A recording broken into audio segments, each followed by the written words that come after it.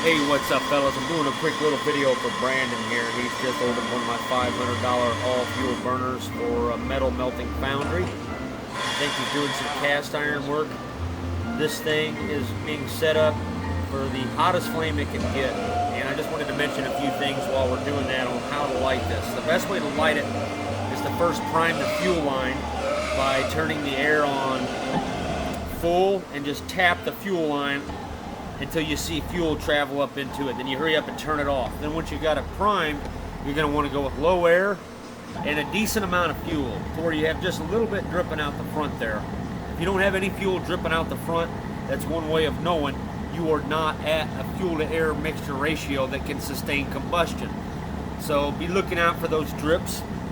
And other than that, I just wanted to let you know, when you take this thing apart to clean it, there is a very specific angle this nozzle likes to be at for different fuels. So when you do clean it, you want to try to put it back exactly the way it was.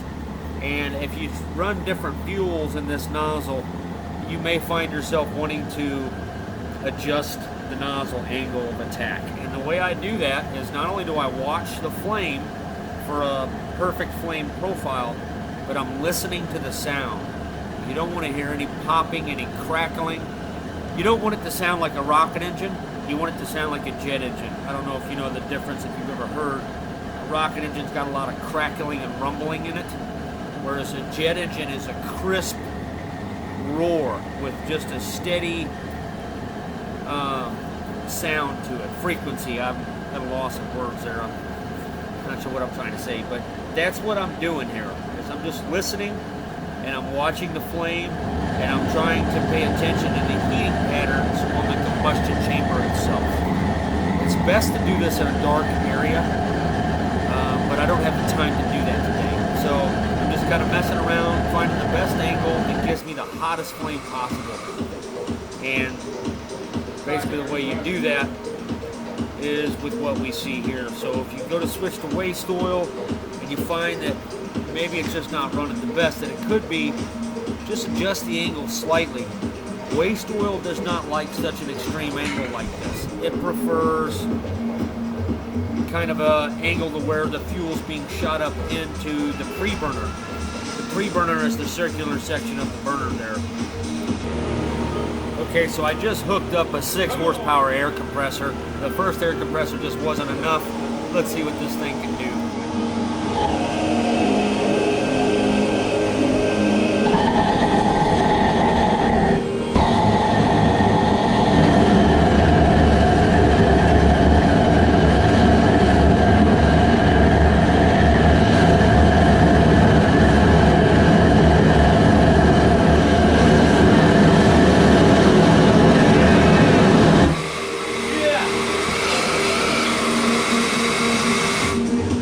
Good thing I got that fan in place. I had a feeling this might happen.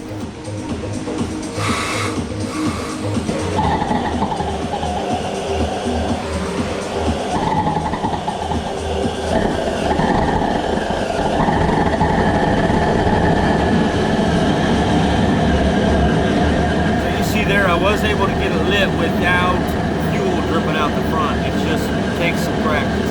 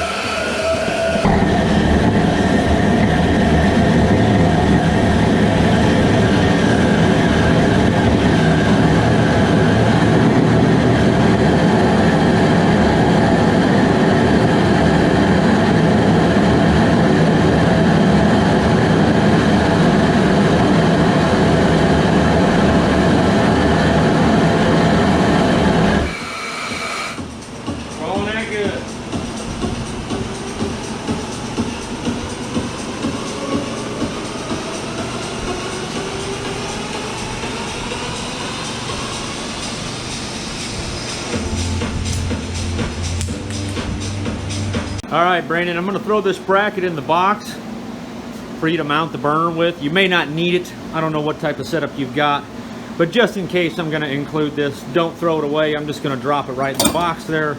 Nothing fancy. You're headed to the post office right now, brother. I appreciate the business, man.